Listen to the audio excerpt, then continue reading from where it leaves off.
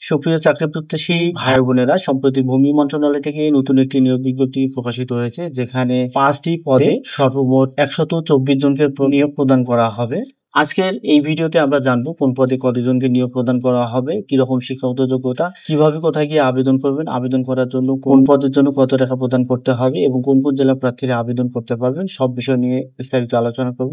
তার আগে ছোট্ট একটা অনুরোধ, আপনি যদি এই চ্যানেলে নতুন এসে থাকেন তাহলে অবশ্যই চ্যানেলটিকে সাবস্ক্রাইব করবেন এবং আপনি যদি ফেসবুক পেজ থেকে দেখে থাকেন তাহলে অবশ্যই পেজটিকে ফলো দিয়ে পাশে থাকবেন।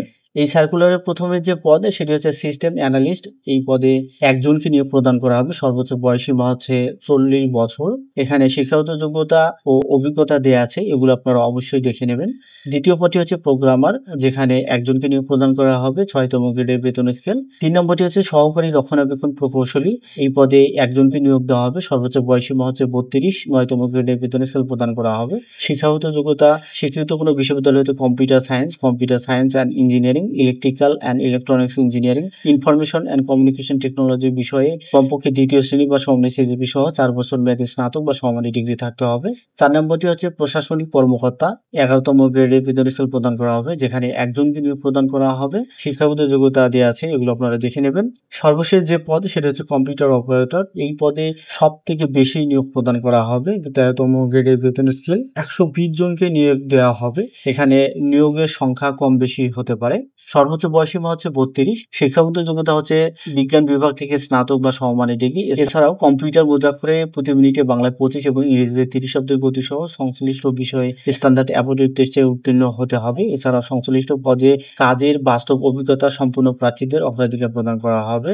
আগ্রহী প্রার্থীগণ 11ই সেপ্টেম্বর 2025 খ্রিস্টাব্দ তারিখ সকাল 10টা থেকে 5ই অক্টোবর 2025 খ্রিস্টাব্দ তারিখ বিকাল 5টা পর্যন্ত অনলাইনে আবেদন করতে পারবেন। অনলাইনে আবেদন করতে হলে আপনাকে lmap.teletalk.com ওয়েবসাইটে গিয়ে আবেদনপত্র পূরণ করতে হবে। এছাড়াও নিচে এখানে আরো বেশ কতগুলো শর্তাবলী দেওয়া আছে, এগুলো আপনারা অবশ্যই সবগুলো ভালোভাবে দেখে তারপরে আবেদন করবেন। আবেদন করার সময় আপনার স্বাক্ষর দৈর্ঘ্য 300 পিক্সেল, প্রস্থ 80 পিক্সেল এবং রঙিন ছবির দৈর্ঘ্য 300 পিক্সেল, প্রস্থ 300 পিক্সেল স্ক্যান করে নির্ধারিত স্থানে আপলোড করবেন এবং ছবির ফাইল সাইজ সর্বোচ্চ 100 কেবি এবং স্বাক্ষরের ফাইল সাইজ সর্বোচ্চ 60 কেবি হতে হবে। আবেদনকারীকে অবশ্যই SMS এর মাধ্যমে পরীক্ষার ফি প্রদান করতে হবে। এক্ষেত্রে 1 থেকে 3 নং পদের জন্য 223 টাকা এবং 4 নং পদের জন্য 168 টাকা এবং 5 নং পদের জন্য 112 টাকা অবশ্যই প্রদান করতে হবে, সেটি আবেদন করার 72 ঘন্টার মধ্যে। তবে যারা অনগ্রসর প্রার্থী রয়েছেন তাদের ক্ষেত্রে সকল পদের জন্য শুধুমাত্র 56 টাকা প্রদান করলেই হবে। কিভাবে আবেদন ফি জমা দেবেন সেই প্রসেসটা এখানে দেওয়া আছে, সেটি ফলো করে আপনি আবেদন ফি জমা দিতে পারবেন। প্রবেশপত্র প্রাপ্তির বিষয়টি আপনারা এই ওয়েবসাইটে পেয়ে যাবেন। এছাড়াও ভূমি ব্যবস্থাপনা অটোমেশন প্রকল্পের ওয়েবসাইট এখানে দেওয়া আছে, এই ওয়েবসাইটে গিয়েও আপনারা পেয়ে যাবেন, অথবা ভূমি মন্ত্রণালয়ের ওয়েবসাইটে গিয়েও আপনারা পেয়ে যাবেন। এগুলো ছাড়াও আপনাকে SMS এর মাধ্যমে যথাসময়ে জানানো হবে।